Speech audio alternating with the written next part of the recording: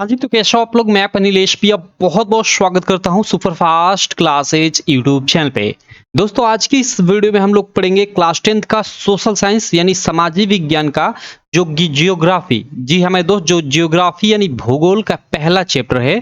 भूगोल का पहला चैप्टर है संसाधन एवं विकास। ठीक है, संसाधन एवं विकास। इसके सारे के सारे एमसीक्यू, इसके सारे के सारे एमसीक्यू हम पढ़ेंगे इस वीडियो में। और मैं आपको ये श्योरिटी दिला सकता हूं कि इसको पढ़ने के बाद इस चैप्टर से एक भी क्वेश्चन अलग नहीं आएगा। अभी आप लोग का प्री बोर्ड एग्जाम होगा, उसमें भी इससे क्वेश्चन फंसेंगे, और जो मेन बोर्ड एग्जाम आप लोग का फरवरी में होने वाला है, ठीक है, उसमें भी इससे भर भर कर क्वेश्चन आएंगे। तो चलो मैं इस वीडियो को शुरू करता हूं, एक एक क्वेश्चन को सॉल्व कराता हूं। बाकी कहूंगा इस चैनल को आप अभी तक सब्सक्राइब नहीं किए हो तो चैनल को सब्सक्राइब कर लेना और बेल आइकन को भी दबा लेना, जिससे मेरी सारी वीडियो की नोटिफिकेशन आपको मिलती रहे। अब आपके एग्जाम की तैयारी इस चैनल पे कंटिन्यू कराई जाएगी। और देखो यहाँ पे जो भी आपका लेटेस्ट पैटर्न लेटेस्ट पेपर हुआ है 2024 वाला, उसके भी पेपर सेट में जो भी प्रश्न आए थे उसको भी मैंने इसमें कवर कर लिया है पूरा का पूरा। ठीक है, तो चलो जैसे ये पहला प्रश्न है, आप स्क्रीन पे देख सकते हो कि निम्नलिखित में से कौन सा जैव संसाधन है। यहाँ जैव संसाधन की हमें बात पूछा जा रहा है। ठीक है, जैव संसाधन क्या होता है? जो एक तरह से जिनमें मतलब जीवन है। लिख दो यहाँ पे कि जिनमें जीवन है। सिंपल मैं लिख दिया यहाँ पे जिनमें जीवन है। एग्जाम्पल के तौर पे, हम लोग मनुष्य हो गए, ठीक है, पेड़ पौधे हो गए, ठीक है।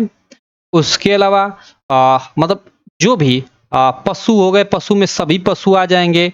ये सारे के सारे जैव संसाधन है। ठीक है, यानी जो जीवित हैं एक तरह से। ये 2023 के ईजेड वाले पेपर में पूछा गया था प्रश्न, 2024 का आईएक्स वाले पेपर सेट में पूछा गया था। ठीक है, तो यहाँ पे देखो लोहा जैव संसाधन नहीं है, अजैव है। तांबा बिल्कुल नहीं है। मत्स्य पालन यानी यहाँ मछली से संबंधित है। ठीक है, मछली, ठीक है, तो ये जैव संसाधन है। बाकी चट्टाने अजैव संसाधन है। ठीक है, तो जैव संसाधन और अजैव संसाधन क्लियर।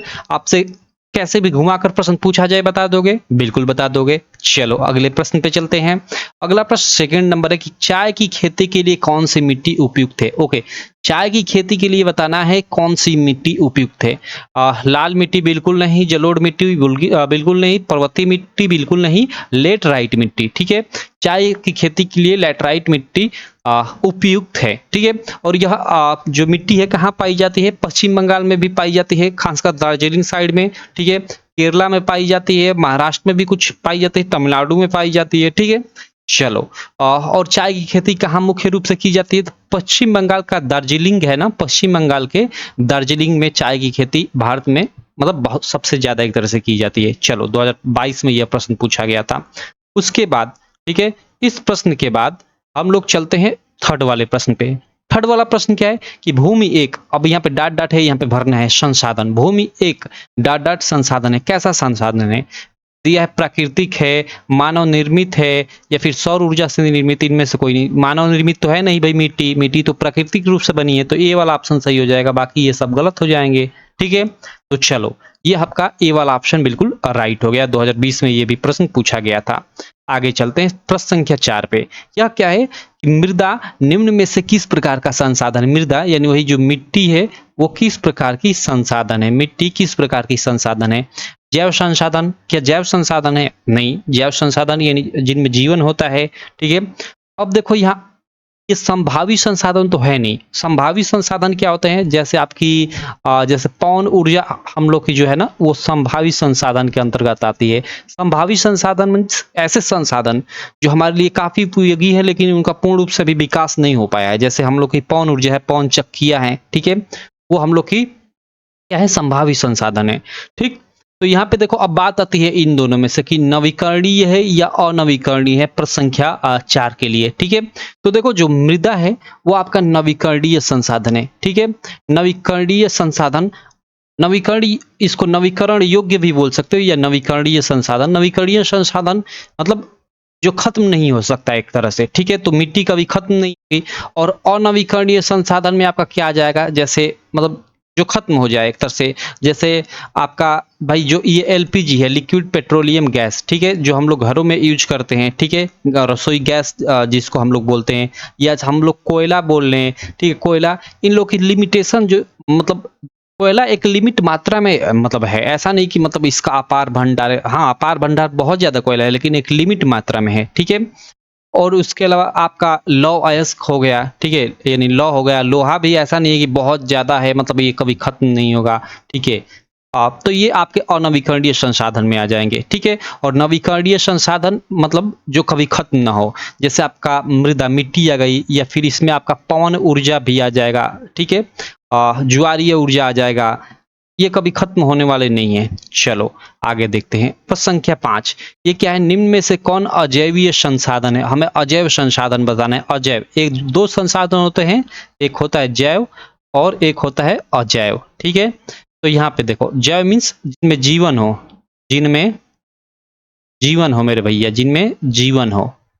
और इसमें मैं लिख देता हूं कि जिनमें जीवन ना हो, जिनमें जीवन ना हो, ठीक है। चलो, तो ये हो गए। तो जैव संसाधन, संसाधन, अजैव संसाधन आप छांट लोगे तो अजैव संसाधन यानी जिनमें जीवन ना हो। चट्टानों में जीवन नहीं होता है, पशुओं में बिल्कुल होता है, पौधों में बिल्कुल होता है, मछलियों में बिल्कुल होता है। तो हमें क्या छांटना था? निम्न में से कौन अजैवीय संसाधन है, अजैवीय संसाधन छांटना था। तो देखो यहाँ पे गलती मत करो, हमें अजैव संसाधन ही पूछा है। तो नीचे वाले 3 तो हम लोग के जैव संसाधन है, तो अजैव संसाधन ही है, तो आपको ये छांटना था। ओएमआर में इसको भरोगे, ठीक। 2020 में प्रश्न पूछा गया था, 2023 के एफए वाले पेपर स्टेट में। आगे चलते हैं, प्रश्न संख्या 5 के बाद प्रश्न संख्या 6। ओके, प्रश्न संख्या 6 पे चलने से पहले मैं आपको बता दूं, हमारी ये एक नई एप्लीकेशन हमने लॉन्च किया है, यूपीएमएसपी स्टडी। यहाँ पे नाम देख सकते हो, नाम मैं इधर लिख देता हूँ। नाम क्या है ऐप का? UPMSP study. इसको आप गूगल प्ले स्टोर पे जाकर सर्च करोगे तो आ जाएगी ये ऐप, ठीक है। ये लोगो पीला वाला देखेगा, मैं आपको दिखाता हूँ, 1 मिनट, यहाँ इस चीज से दिखाता हूँ। देखो ये पीला वाला लोगो दिखेगा, ये आप देख सकते हो लोगो, और ये लिखा होगा यूपीएमएसपी स्टडी। आप इसको डाउनलोड कर लेना, ठीक है। यहीं पे ये जो अभी क्लास देख रहे हो, इसकी आपको पीडीएफ भी वहां पे आपको बिल्कुल फ्री में ये पीडीएफ मिल जाएगी, ठीक है।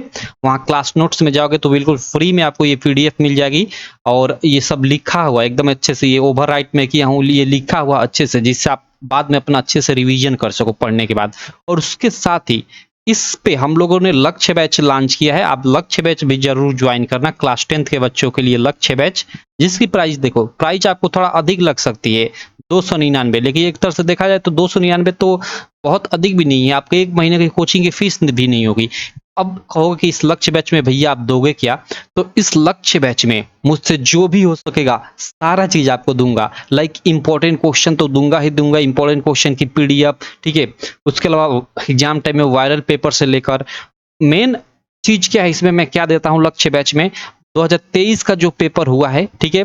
2023 से पीछे इसलिए नहीं क्योंकि ओल्ड पैटर्न वो आपका हो गया है, ठीक है। 2023 और 2024 में जो आपका पेपर हुआ है ना, 2023-24 का जो पेपर हुआ है, ठीक है, उस सारे पेपर का अच्छे से डिटेल्ड में वीडियो सॉल्यूशन के साथ साथ पीडीएफ में सॉल्यूशन, और उसके अलावा सबका एक तरह से टेस्ट भी, मतलब एक तरह से 100+ टेस्ट मिल जाएगा। और देखो इस बार तो मैं 2023 के भी सारे पेपर और 2024 के भी सारे पेपर और सारे कोड के, जैसे हिंदी के 7 कोड के 2023 के, 2024 के हिंदी के 7 कोड के, मैथ के 7 कोड के 2023 के, 2024 के मैथ के 7 कोड, मतलब 7 कोडों का पेपर होता है। तो 7 कोडों का पेपर 2023-24 दोनों का हर एक सब्जेक्ट का मैं इस बार शामिल कर रहा हूँ। पिछले साल तो केवल 2023 का शामिल किया था। और देखो इसी बैच से पढ़कर आप देख सकते हो, ये लड़का, ये देख सकते हो 90%, ये 89.66 यानी 90% ही मानो, 88%, ये 89%, 80%, 81%। ये देखो मैं कम बच्चे का जो नंबर है उसको भी ऐड किया हूं, ऐसा नहीं केवल आपको ज्यादा वाला दिखाऊं। तो ये 75% आप लोग देख सकते हो, ये सब लड़के लाए हुए हैं, ठीक है। और देखो अभी जब ये स्लाइड में ऐड कर रहा था ना, तो ये जो ये लड़का है कुलदीप, देखो इसने ये अपना रिजल्ट भी भेजा था मेरे व्हाट्सएप पे, अभी तक है। तो मैं यहाँ पे आपको दिखाने के लिए ऐड भी कर दिया। देखो ये आप इसका, ये इसने मार्कशीट अपना, मतलब जिस दिन रिजल्ट आया था, रिजल्ट का स्क्रीनशॉट लेकर भेजा था और लिखा था कि यहाँ मतलब मेरा कुलदीप नाम है। ये उसने फोटो भी अपनी भेजी थी, वही यहाँ पे ये फोटो लगाया हूँ, ठीक है। और देखो यहाँ पे मैंने पूछा है कि लक्ष्य बैच से हो यहाँ पे, तो उसने कहा है जी सर, ठीक है। क्योंकि भाई बैच में बहुत सारे लड़के रहते हैं, अक्सर याद नहीं रहता है, ठीक है। और बहुत सारे लड़के मैसेज करते हैं, तो ठीक है। तो यहाँ पे देखो यहाँ पे लिखा हूँ कि लक्ष्य बैच से हो, तो उसने कहा है जी सर, ठीक है। तो यानी ये बच्चा लक्ष्य बैच का था, लक्ष्य बैच से पढ़कर इतना अच्छा मार्क लाया। आप भी बैच से पढ़कर अच्छा मार्क ला सकते हो, तो ये बैच ज्वाइन कर सकते हो। ठीक है, चलो बाकी नहीं भी ज्वाइन करना चाहते हो कोई दिक्कत नहीं, ये ऐप डाउनलोड करना आपको स्टडी में काफी हेल्प करेगी। यहाँ आपको अपना आपका प्रीवियस ईयर पेपर सॉल्यूशन नहीं, केवल प्रीवियस ईयर पेपर, आपका बोर्ड का मॉडल पेपर, सब कुछ बिल्कुल फ्री में मिल जाएगा, बहुत सारे नोट्स भी फ्री में मिल जाएंगे। ठीक है, चलो आगे चलते हैं। अगला प्रश्न संख्या 6 कि पंजाब में भूमि निम्नीकरण, कहाँ से इसको डाउनलोड करना है? तो प्ले स्टोर पे आप सर्च करोगे तो मिल जाएगी ये ऐप, और उसके अलावा इस वीडियो के डिस्क्रिप्शन में भी इस ऐप का लिंक मिल जाएगा। ठीक है, चलो पंजाब में भूमि निम्नीकरण का निम्नलिखित में से प्रमुख कारण क्या है? देखो पंजाब में भूमि निम्नीकरण का प्रमुख कारण जो है अधिक सिंचाई है, ये बी वाला ऑप्शन हो जाएगा। 2020, 22, 24 के जेसी वाले पेपर सेट में आई थिंक पूछा गया है। ठीक है, चलो प्रश्न संख्या 7 पे चलते हैं। ये क्या है कि निम्न में से कौन सी जलोढ़ मृदा की विशेषता नहीं है? देखो जलोढ़ मृदा ये इस मृदा का निर्माण नदियों द्वारा लाए गए अवसादों से होता है। ये खासकर हम लोग के यूपी, बिहार, ठीक है, खासकर हम लोग के यूपी में पाई जाती है। ठीक है, गंगा नदी के किनारे किनारे। ठीक है, तो यूपी हो गया, उसके अलावा बिहार हो गया, पंजाब हो गया, हरियाणा हो गया, इन क्षेत्रों में ये जलोढ़ मृदा पाई जाती है। ठीक है, तो इसकी विशेषता नहीं है, क्या विशेषता नहीं है हमें बताना है। तो जलोढ़ मृदा बहुत उपजाऊ होती है, बिल्कुल उपजाऊ होती है। ठीक है, अधिकतर जलोढ़ मृदाएं पोटास, फास्फोरस और चूना युक्त होती है, बिल्कुल होती है, इसमें पोटास, फास्फोरस और चूना भी पाया जाता है, बिल्कुल ये भी कथन सही है। जलोढ़ मृदा में रेत, सिल्ट और मृतिका पाए जाते हैं, बिल्कुल पाए जाते हैं। यह कपास की खेती के लिए उपयुक्त है, ये देखो ये गलत है। ठीक है, और निम्न में से कौन सा जलोढ़ मृदा की विशेषता नहीं है? जो नहीं है वही छांटना था। तो आप ओएमआर में इसको भरोगे, ओएमआर में जो आप डी वाला होगा ना उसको भरोगे। ठीक है, ओएमआर में डी वाला भरोगे, क्योंकि हमें नहीं है उसे बताना है। तो ये तो 3 इसकी विशेषता है, लेकिन ये विशेषता नहीं है, तो ऑप्शन मतलब जो क्वेश्चन पूछ रहा है उसके अनुसार ये ऑप्शन सही हो, तो ओएमआर में इसको भरोगे। क्लियर है मेरे भाई? चलो अब कपास की खेती के लिए कौन सी मृदा उपयुक्त है? तो वो काली मृदा। कपास की खेती के लिए काली मृदा उपयुक्त है, काली मृदा यानी काली मिट्टी उपयुक्त है भाई, उपयुक्त है। ठीक है, उपयुक्त है। और यह कहाँ पाई जाती है? कहाँ पाई जाती है? कहाँ पाई जाती है भाई? पाई जाती है काली मृदा भाई, तो मुख्य रूप से यह महाराष्ट्र और गुजरात में पाई जाती है। ठीक है, चलो ये भी आप याद रखना। आगे चलते हैं प्रश्न संख्या 7 के बाद प्रश्न संख्या 8 पे। प्रश्न संख्या 8 क्या है?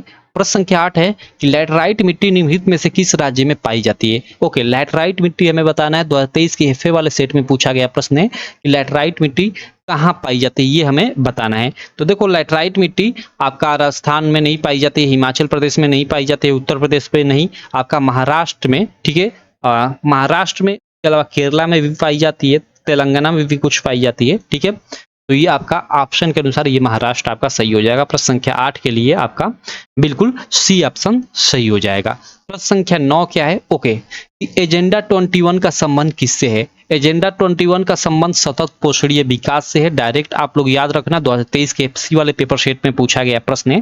देखो आपका रियो में, ब्राजील के रियो में, ठीक है, ब्राजील मैं लिख देता हूं, ब्राजील के ब्राजील की एक शहर है रियो डी जेनेरियो, ठीक है, या जेनेरियो बोल रहा हूं, ठीक है।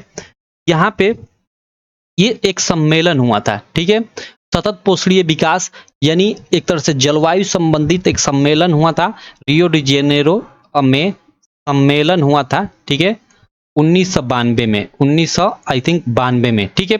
उसी में ये एजेंडा 21 अपनाया गया जो सतत पोषणीय विकास से संबंधित था। यानी सतत पोषणीय विकास से संबंधित मतलब विकास तो हो, किसी भी देश या कोई भी देश अपना विकास करे, लेकिन पर्यावरण को मतलब अनुचित नुकसान न पहुंचाए, ठीक है। तो सतत पोषणीय विकास का यही मतलब है कि बिना पर्यावरण को नुकसान पहुंचाए विकास कार्य करते रहना, ठीक है।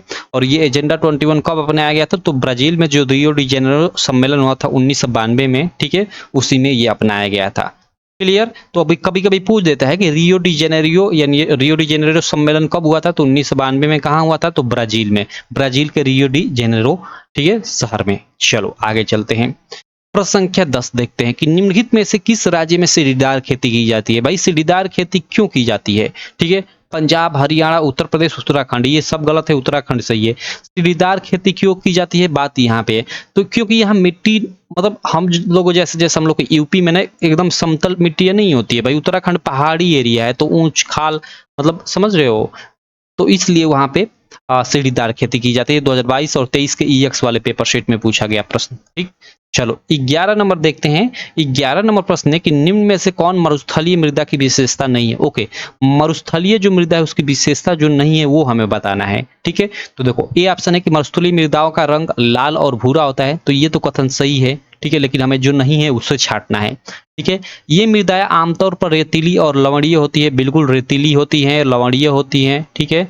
उसके अलावा कुछ क्षेत्रों में नमक की मात्रा इतनी अधिक है कि झीलों से जल वाष्पीकृत करके खाने का नमक भी बनाया जाता है। ठीक है, तो ठीक है, कुछ क्षेत्रों में नमक की मात्रा इतनी अधिक है कि झीलों से जल वाष्पीकृत करके खाने का नमक भी बनाया जा सकता है। ये भी सही है, क्योंकि मतलब जो ये रेतीली मृदा मतलब या मरुस्थलीय मृदा होती है काफी लवणीय होती है। काफी लवणीय होने का मतलब कि इसमें काफी नमक पाया जाता है। ठीक है, तो कुछ क्षेत्र ऐसे हैं जहाँ पे जो भी झीलें हैं तो उन झीलों से जल को वाष्पीकृत कर नमक भी बनाया जा सकता है। हालांकि बनाया नहीं जाता है, लेकिन बनाया जा सकता है, यहाँ पे कह रहा है, तो ये भी कथन सही है। ठीक है, और डी बोल रहा है कि मरुस्थलीय मृदा काफी उपजाऊ होती है, तो ये गलत है। मरुस्थलीय मृदा बहुत उपजाऊ थोड़े होती है भाई। ठीक है, तो हमें जो नहीं है वो छांटना था। मरुस्थलीय मृदा की विशेषता नहीं है, तो ये विशेषता नहीं है, तो ये वाला हम लोग का ऑप्शन सही हो जाएगा, डी वाला। ठीक है, क्योंकि हमें जो नहीं है वो छांटना है। निम्नलिखित में से कौन सी मरुस्थलीय मृदा की विशेषता नहीं है, तो ये वाली विशेषता नहीं है। ठीक है, चलो प्रश्न संख्या 11 के बाद हम लोग प्रश्न संख्या भाई 12 देखते हैं। 1 मिनट, प्रश्न संख्या हम लोग 12 थोड़ा देख लेते हैं। प्रश्न संख्या 12 क्या है? प्रश्न संख्या 12 है कि निम्नलिखित में से किस राज्य में काली मृदा मुख्य रूप से पाई जाती है। काली मृदा मैं आपको बता दूं कि महाराष्ट्र में मुख्य रूप से पाई जाती है। ठीक है, हालांकि गुजरात में भी पाई जाती है। ठीक है, इसमें कपास की खेती की जाती है। कपास की खेती के लिए उपयुक्त मृदा है, उपयुक्त मृदा। ठीक है, कौन सी मृदा है भाई? तो काली मृदा। जो काली मृदा है कपास की खेती के लिए उपयुक्त मृदा है। 2023 के एफबी और एफसी वाले सेट में पूछा गया प्रश्न। ठीक, चलो भाई प्रश्न संख्या 12 के बाद हम लोग 13 देख लेते हैं कि निम्न में से कौन सा एक व्यक्तिगत संसाधन है। ओके, व्यक्तिगत संसाधन नहीं है। देखो मैं है बोल दिया, नहीं है। बागान भी भाई किसी व्यक्ति का हो सकता है, चारागाह भी किसी व्यक्ति का हो सकता है, भूमि भी हो सकती है, होती ही है। लेकिन खनिज जो है, खनिज संसाधन किसी एक व्यक्ति का नहीं हो सकता। अभी आपके नाम से आपका खेत है, ठीक है, आपके नाम से आपका खेत है, उसमें अगर खनिज मिल जाए, मतलब मिल जाए कि इसमें आपके खेत में कोयले का भंडार है, तो वो तुरंत सरकार अधिग्रहित कर लेगी। ठीक है, वो सरकार की हो जाएगी जमीन। ठीक है, हालांकि उसके बदले आपको कुछ पैसे आपके खेत के दिए जाएंगे, ऐसा नहीं है कि फ्री में ले लेगी। ठीक है, तो उसमें जो खनिज पाए जाएंगे वो सरकार के हो जाएंगे, और सरकार का होने का मतलब कि वो सभी के हो गए। ठीक है, क्योंकि सरकार उसका खुदाई कर उसको अच्छे से मतलब अशुद्ध से शुद्ध बनाकर और लोगों को ही देश के मतलब लोगों को ही कम पैसे में उपलब्ध कराएगी। ठीक है, तो व्यक्तिगत संसाधन नहीं है। ठीक है, वो सभी लोगों का संसाधन है जो खनिज संसाधन है। क्लियर? चलो, तो ये आपका निम्नलिखित में से कौन सा एक व्यक्तिगत संसाधन नहीं है? जो नहीं है वो हमें छांटना था, तो डी वाला ये नहीं है, ये व्यक्तिगत संसाधन नहीं है। हालांकि ये तीनों जो है ये व्यक्तिगत है, व्यक्तिगत संसाधन है, और ये व्यक्तिगत ये नहीं है, तो डी वाला आप ओएमआर में भरोगे। चलो प्रश्न संख्या 13 के बाद प्रश्न संख्या 14 है कि निम्नलिखित में से किस राज्य में लाल मिट्टी पाई जाती है। ओके, लाल मिट्टी किस राज्य में पाई जाती है हमें ये बताना है। गुजरात में, ओडिशा में, पंजाब में या फिर उत्तर प्रदेश में। ठीक है, तो देखो जो लाल मिट्टी है दिए गए राज्यों में से इसमें भी नहीं, इसमें भी नहीं, इसमें भी नहीं। उत्तर प्रदेश के बुंदेलखंड वाला जो एरिया है ना, बुंदेलखंड वाला जो एरिया है काफी फेमस है, बुंदेलखंड का एरिया। ठीक है, तो ये यहाँ पे लाल मिट्टियां पाई जाती हैं बुंदेलखंड एरिया में। ठीक, 2023 के ईजेड वाले पेपर सेट में पूछा गया प्रश्न है। आगे चलते हैं।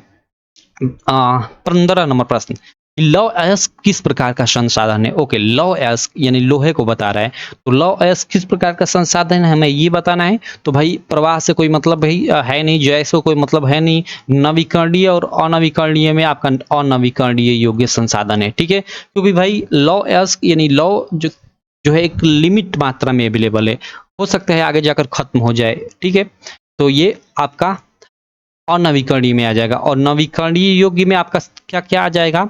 नवीकरणीय योग्य में जैसे आपका सौर ऊर्जा हो गया। ठीक है, आपका सौर ऊर्जा आ जाएगा। ठीक है, पवन ऊर्जा आ जाएगा, पवन ऊर्जा आ जाएगा।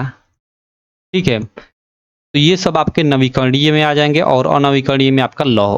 ठीक, चलो, लौह मीन्स वही लोहा। 15 के बाद प्रश्न संख्या 16 है कि लाल पीली मिट्टी पाई जाती है। भाई लाल पीली मिट्टी कहाँ पाई जाती है? प्रश्न संख्या ये हम लोग का 16 है। तो देखो लाल पीली मिट्टी आपका दक्कन के पठारों में, दक्कन के पठारों में पाई जाती है। ए वाला ही ऑप्शन सही है। और क्योंकि ये दक्कन के पठार, ये क्या मतलब, पठार तो समझ रहे कि पठार यानी पर्वत टाइप का होगा, लेकिन ये कहाँ पाया जाता है? तो भाई जो दक्कन का पठार है ना, ये आपका महाराष्ट्र में, ठीक है, महाराष्ट्र, कर्नाटका, ठीक है, तेलंगाना, तमिलनाडु आदि साइडों में ये पाया जाता है। ठीक है, तो ये आपका पहला ऑप्शन सही हो जाएगा। बाकी ये गलत हो जाएगा। मालवा प्रदेश में, मालवा प्रदेश में बिल्कुल नहीं। मालवा प्रदेश, देखो कोई मालवा प्रदेश यहाँ लिखा है तो मालवा कोई प्रदेश नहीं है। ठीक है, ये एक एरिया है। ठीक है, ये एक एरिया है जो कहाँ पड़ता है भाई? तो जो एमपी है, मध्य प्रदेश, और जो महाराष्ट्र है, ठीक है, एमएच में लिख देता हूँ, महाराष्ट्र को पता नहीं क्या लिखा जाता है। ठीक है, चलो, तो महाराष्ट्र के बॉर्डर पे ये पाया जाता है। ठीक है, ये बॉर्डर पे पाया जाता है। उसके अलावा ब्रह्मपुत्र घाटी में बिल्कुल नहीं। बाकी यहाँ ब्रह्मपुत्र आया तो भाई ब्रह्मपुत्र नदी के बारे में जान लेते हैं। देखो ब्रह्मपुत्र नदी, ये मैप में आप लोगों से प्रश्न पूछा जाता है, इसलिए यहाँ पे मैंने इमेज भी ऐड कर रखा है। देखो यहाँ पे ये ब्रह्मपुत्र नदी है, यहाँ पे ये ब्रह्मपुत्र नदी है। नदी यहाँ पे देख सकते हो, ये यहाँ से, ये जो है ना ऊपर दिख रहा है, ये वाला एरिया यहाँ पे देख सकते हो, ये आपका नेपाल है। ठीक है, ये आपका नेपाल है। ठीक है, नेपाल में, ठीक है, नेपाल के ऊपर आपका यहाँ ये सब क्या है? ये दक्कन का पठार है। ठीक है, दक्कन, सॉरी दक्कन बोल रहा हूँ, तिब्बत के पठार। यहाँ ये सब एरिया जो है ना, ये वाला सब एरिया, ये आपका क्या है? तिब्बत। भाई कैसे लिखा जाएगा भूल गया तिब्बत, चलो, तिब्बत का पठार। ठीक है, यहाँ पे रुक जाओ 1 मिनट में लिख देता हूँ अच्छे से।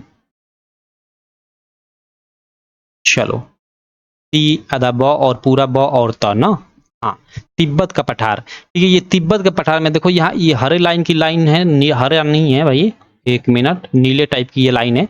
नीले टाइप की ये जो लाइन दिख रही है ना, ये ब्रह्मपुत्र नदी है। देखो यहाँ से शुरुआत होती है, ये देखो ब्रह्मपुत्र लिखा हुआ है, और ऐसे आकर ये भारत के यहाँ अंत में यहाँ अरुणाचल प्रदेश में प्रवेश करती है। अरुणाचल प्रदेश से ये देखो गुवाहाटी यानी आसाम में भी प्रवेश कर गई।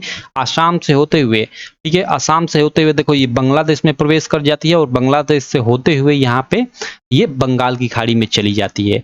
तो ये आपको मैप में दर्शाने को भी आता है। तो देखो यहाँ से ये स्टार्ट हुई है, यहाँ से ये स्टार्ट हुई है, ठीक है, और यहाँ आकर ये हम लोग के अरुणाचल प्रदेश में प्रवेश करती है, और अरुणाचल प्रदेश के असम में और मेघालय के बॉर्डर से होते हुए ये बांग्लादेश में प्रवेश कर जाती है। ये वाला जो एरिया है ना, ये आपका बांग्लादेश है, यहाँ पे लिखा हुआ है, और बांग्लादेश से होते हुए ये आपकी बंगाल की खाड़ी में चली जाती है, बे ऑफ बंगाल में। ठीक है, तो ये आप याद रखना, ये मैप में प्रश्न पूछा जाता है। ठीक है, तो प्रश्न संख्या 16 भी क्लियर।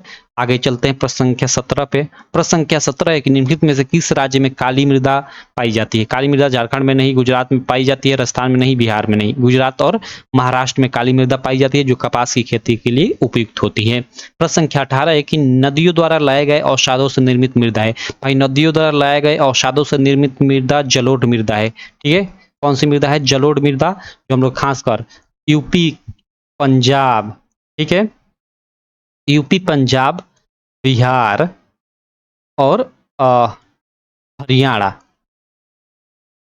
HARIYANA, ठीक है, हरियाणा, यहाँ मतलब इन राज्यों में मुख्य रूप से पाई जाती है। चलो आगे देखते हैं प्रश्न संख्या 19। पर्वतों पर मृदा अपरदन का साधन। देखो भाई, पर्वतों पर मृदा अपरदन का साधन हिमनद है, बी वाला सीधे आप लोग याद रखना। ठीक है, प्रश्न संख्या 20 है कि निम्नलिखित में से किसकी अधिक मात्रा जलोढ़ मिट्टी में पाई जाती है? पोटास बिल्कुल, चूना, फास्फोरस सभी की। तो ये इनमें से सभी, ये डी वाला आपका बिल्कुल राइट ऑप्शन हो जाएगा। जलोढ़ मृदा में पोटास भी पाया जाता है, चूना भी और फास्फोरस भी, तो ये आपका डी वाला कि इनमें से सभी सही हो जाएगा। उसके बाद प्रश्न संख्या 21 है, आग्नेय चट्टानों में पाया जाने वाला खनिज है। आग्नेय चट्टानों में पाया जाने वाला खनिज कौन सा है? तो वो है ग्रेफाइट, सीधे सीधे आप लोग याद रखना, डी। उसके बाद प्रश्न संख्या 22 है कि निम्नलिखित में से एक मिट्टी का प्रकार नहीं है। जो मिट्टी का प्रकार नहीं है वो छांटना है। काली मिट्टी, पीली मिट्टी, लैटराइट मिट्टी होती है, सीमेंट, ये मिट्टी का प्रकार नहीं है। तो ये आपका ऑप्शन सही हो जाएगा, क्योंकि हमें जो नहीं है वो छांटना, तो ये मिट्टी का प्रकार नहीं है। आगे चलते हैं। प्रश्न संख्या 23 है कि निम्नलिखित में से कौन सा संसाधन पुनः चक्रीय? पुनः चक्रीय यानी जिसका मतलब बार बार उपयोग किया जा सकता है। तो जैसे आपका लोहा हो गया, यह पुनः चक्रीय संसाधन है। क्यों? क्योंकि देखते हो लोहे का कोई सामान होता है ना, तो उस सामान को तोड़ मरोड़ कर कोई दूसरा सामान बना लिया जाता है, फिर उस सामान को मतलब पुराना हो जाता है लोहा, तो तोड़ मरोड़ कर कोई दूसरा, यानी इसका बार बार उपयोग कर सकते हैं। ठीक है, इसका हम लोग बार बार उपयोग कर सकते हैं। ठीक है, तो इसलिए यह पुनः चक्रीय, यानी पुनः बार बार चक्रीय हो रहा है, दोहराया जा रहा है। ठीक है, तो इसको बोल सकते हैं पुनः चक्रीय संसाधन। ठीक है, बाकी ये सब गलत है। उसके बाद चलो प्रश्न संख्या 24 देख लेते हैं। प्रश्न संख्या 24 क्या है कि कपास की खेती के लिए निम्नलिखित में से कौन सी मिट्टी उपयुक्त है? कपास की खेती के लिए, ये 2020 नहीं है, 2023 होगा। ठीक है, क्योंकि ईवाई सेट 2023 में पूछा गया था, 2023 के ईवाई सेट में ये पूछा गया प्रश्न है। ठीक है, कपास की खेती के लिए निम्नलिखित में से कौन सी मृदा यानी मिट्टी उपयुक्त है? भाई कपास की बात आ गई तो सिंपल काली मिट्टी। ठीक है, काली मिट्टी, बाकी ये सब आपके गलत हो जाएंगे। कहाँ पाई जाती है काली मिट्टी? तो ये आपके महाराष्ट्र और गुजरात में पाई जाती है मुख्य रूप से।